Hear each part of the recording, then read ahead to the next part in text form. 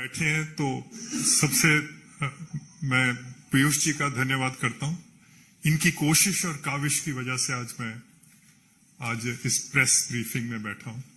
हमारे पंजाबी में एक कहावत है कि मैं आया बीजेपी के दफ्तर में तो साहब आपने मुझे अपने हाथों पे नहीं, आपने मुझे अपनी आंखों पे बिठा लिया। इस बात का मैं धन्यवाद करता हूं। मुझे पीयूष जी तकरीबन 30 साल हो गुजरे हैं राजनीति में। राजनीति में बहुत कम ऐसे मौके मिले हैं जब राजनीति में किसी शेर से मुलाकात हुई हो। कुछ दिन पहले मेरी एक शेर से मुलाकात हुई और वो भारत के गृह मंत्री, और उन्होंने मुझे एक बात कही जो मेरे को दिल को छू गई। उन्होंने मुझे बोला कि पंजाब ने हिंदुस्तान के लिए 400 हमले झेले हैं। 400 मर्तबा हिंदुस्तान पे जब आक्रमण हुआ तो वो पंजाब ने बर्दाश्त किया है। हम पंजाब को अपने हाल पे नहीं छोड़ेंगे। हम पंजाब को संवारेंगे, हम इसको सुधारेंगे और पंजाब का जो वकार है उसको एक बार फिर बहाल करना है। और ये बात जो है ये मुझे छू गई। And as someone who reflects anxiously in every day on the future of Punjab, मैं फिक्रमंद रहता हूं पंजाब के हाल पे और पंजाब के आने वाले हाल पे। और ये जो पंजाब की धरती है ये शेरों को जन्म देने वाली धरती है। ये वो धरती है जिसको भगवान ने हरे खेतों और दरियाओं से ऐसे सजाया जैसे मेहंदी से किसी दुल्हन को सजाते हैं। तो फिक्र मुझे इसी बात का रहता है कि इस धरती मां को मुसीबतों ने आके घेर लिया है। वहां गुर्बत है, गरीबी है, रिश्वत है, अनपढ़ता है, नशाखोरी है। वहां पर वतन दुश्मन कार्रवाइयां हैं और इनका कोई ना कोई हल होना चाहिए। हर दूसरा खानदान पंजाब में पाकिस्तान से आके बसा हुआ है। Every second family has actually emigrated from Pakistan. और आपकी तो उम्र बहुत कम है, शायद इसको आपको दिलचस्पी भी इसकी आपको कम होगी, पर 10 लाख आदमी थे जो जब हिंदुस्तान और पाकिस्तान का विभाजन हुआ तो 10 लाख आदमी कत्ल हुआ हमारा। लाखों माएं थी हमारी जिनके सिरों से चादरें छीन ली गई। हमारी बेटियां थी जिनके सिरों से दुपट्टे नोच लिए गए। लाखों बुजुर्ग थे हमारे जिनके जवान लाठियां थी जो बुढ़ापे का सहारा थी वो टूट गई। 10 लाख आदमी कत्ल हुआ। फिर जाके 15 अगस्त 1947 का सूरज चढ़ते हमने देखा था और इस उम्मीद से आए थे कि ये किसी आजाद मुल्क में जा रहे हैं। मेहनत और मोहब्बत से अपने आने वाली नस्लों का हम कोई जो भविष्य है वो बनाएंगे। तो इस बात का हमेशा हमें पंजाब वाले लोगों को ये फिक्र रहता है कि वो जो सपने थे वो सपने जो हैं वो साकार होने चाहिए। तो वैसे तो कभी आपने नहीं सुना होगा कि बुज़दिल और पंजाबी, मायूसी और पंजाबी, ये दरअसल दो जो शब्द हैं वो एक सांस में जमा नहीं हो सकते। आपने कभी नहीं सुना होगा कि ये बुज़दिल पंजाबी है या मायूस पंजाबी है। इसलिए मैं और ये जो पंजाब के अंदर हर चीज अपने आप को देश के लिए कुर्बान कर देना, ये जो क्वालिटीज हैं पंजाब के लोगों की, ये बाजारों से नहीं मिलती, हाट से खरीद के नहीं ला सकते। ये भगवान की नुसरत से मिलती है। तो पंजाब ने एक बहुत बड़ा योगदान दिया है इस देश के निर्माण में। पर आज भी हम देख रहे हैं कि कुछ सफे जो हैं हिंदुस्तान के निर्माण में अभी भी खाली पड़े हैं, कोरे पड़े हैं। और पंजाब इन सफ़ों की, इन पेजेस की रौनक बन सकता है, बशर्त इसको अच्छे आदमी, कोई लायक आदमी, कोई वतन परस्त लोग इसको चलाने के लिए आ जाएं। तो आज इसी फिक्र के साथ आज भारतीय जनता पार्टी इस आस और उम्मीद के साथ यहां शामिल हो रहे हैं कि कोई शख्सियत प्रस्त इंसान नहीं है, पर भारतीय जनता पार्टी का और प्रधानमंत्री मोदी जी का एक ट्रैक रिकॉर्ड है हिंदुस्तान के लिए।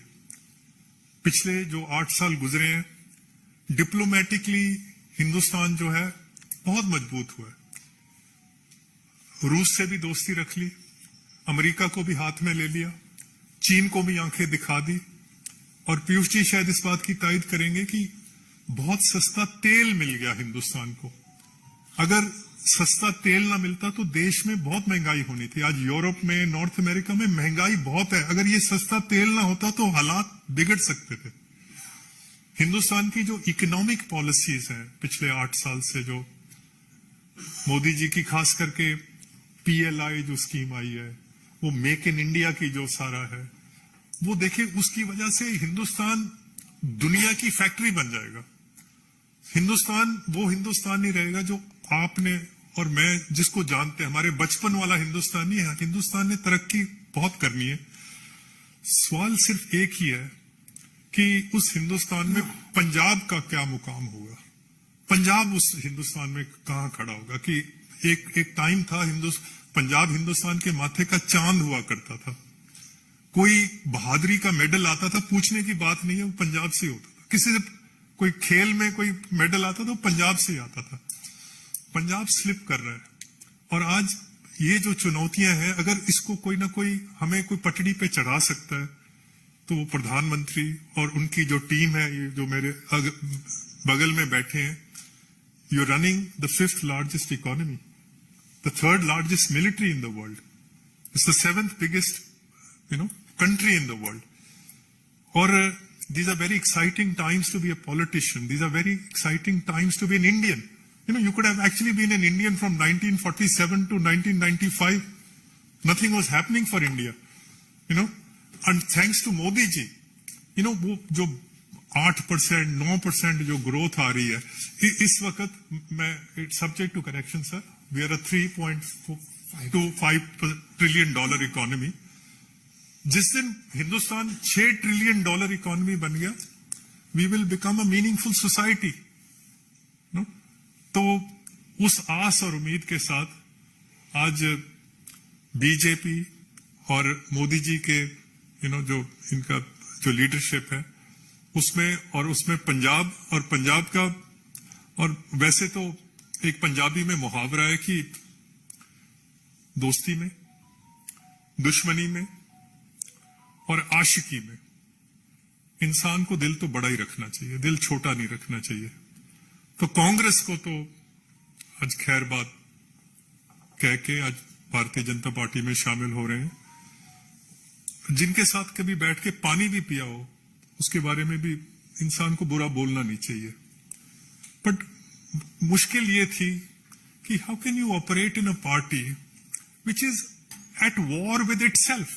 अपने साथ ही जंग है, धड़े बने हुए हैं। जो 4-5 धड़े होते हैं, एक को लीडर ऑफ ऑपोजिशन बना देते हैं, एक लीडर ऑफ लेजिस्लेटिव पार्टी बन जाता है, एक लीडर ऑफ कैंपेन पार्टी, एक दूसरे को साथ लड़ाई का वहां हर मतलब पंजाब में नहीं, हर कांग्रेस के हर स्टेट में यही हाल है। हम सियासत करते हैं मुल्क के लिए, कोई कुछ ना कुछ अपनी कौम के लिए करेंगे। इस धरती माँ का कर्ज देना है, हम कोई धड़ों की सियासत थोड़ी करेंगे। तो ये वजह है कि कांग्रेस जो है छोड़ने की नौबत पड़ी कि हमने धड़ों की सियासत थोड़ी करनी है कि हम जिस धड़े में है वो धड़ा आगे आए। सो मैं एक बार फिर पीयूष जी आपका और सारे मंच का, मोदी जी का, अमित शाह जी का, और खास करके जो प्रेसिडेंट हैं उनको बधाई भी देनी चाहता हूं, उनको एक्सटेंशन मिली है। तो नड्डा साहब का, हमारे हमसाया हैं, हमारे पड़ोसी हैं पंजाब के। तो आज एक नया सफर जो है उसकी शुरुआत कर रहे हैं। सो मैं ज्यादा लंबी बात नहीं आज करूंगा, और भगवान से कि भगवान हमें हिम्मत दे, भगवान हमें अकल दे कि हम इस देश की सेवा कर सके, पंजाब को आगे ले जा सकें। आज यही मेरे दिल के जो तासुरात हैं कि कैसे न कैसे देश आगे बढ़े। और वैसे तो दिल की बातें करनी थी प्रेस के साथ, और दिल की बातें तो वो तो पंजाबी च ही हो सकती हैं, पर मादरी जुबान, क्योंकि दिल दी बंदा जदों पर क्योंकि तुसी समझदे नहीं पंजाबी, तो मैनू राष्ट्रीय जुबान का सहारा लेना पिया। पर जब पंजाब में जाऊंगा तो ऑफ कोर्स पंजाबी में। सो एक पंजाबी का एक शेर मैं जरूर कह दूंगा। अब पता नहीं, एक बहुत बड़े शायर हुए पंजाब के, उन्होंने लिखा था कि मैं हार दे मुंह ते भी, जब मायूसी भी होती है, असार जित दे वेना या, सिकंदर वेखदा शीशा सी मैं तलवार वेना या। और कहता है वले पा के, ये बीजेपी के लिए, वले पा के मेरी सेदों निकल तूफान जांदे ने, मेरे सामने आके पहाड़ मैदान जांदे ने। और ये मोदी जी के लिए, फकीर हुंदा होया भी बहना मैं सुल्ताना दे तख्तां ते, फकीर हुंदा होया भी बहना मैं सुल्ताना दे तख्तां ते, वक्त रहिंदा है वक्तां वालियां नू वक्तां ते। और कहता है, और ये अखीरला बंद है इस शेर का, ही सेज माड़ू छौ दे होण तराक जेड़े, जो दरियाओं में समुद्रों में तैरते हैं, माड़ू छौ दे होण तराक जेड़े, वेंदे रहे ने जोश समुद्रां दे, हड़ दियां छल्लां वांगू उठण फिर डिगण फिर उठण, हड़ दे मोढियां ते चढ़े रहन वाले। और लास्ट लाइन है, और ये लहू से लिख लो, अगर पेन नहीं है तो लहू से लिख लेना। कहता है पल दी जिंदगी है भावें बुलबुले दी, एक बुदबुदे ने कितनी जिंदगी है, एक पल की जिंदगी है। इस पल दी जिंदगी है भावें बुलबुले दी, पर दरिया ते चोटी दी जिंदगी है। एक पल भी रहना है पर दरिया से ऊंचा होकर रहना। ये मोदी जी की शान है। बड़ा धन्यवाद, थैंक यू।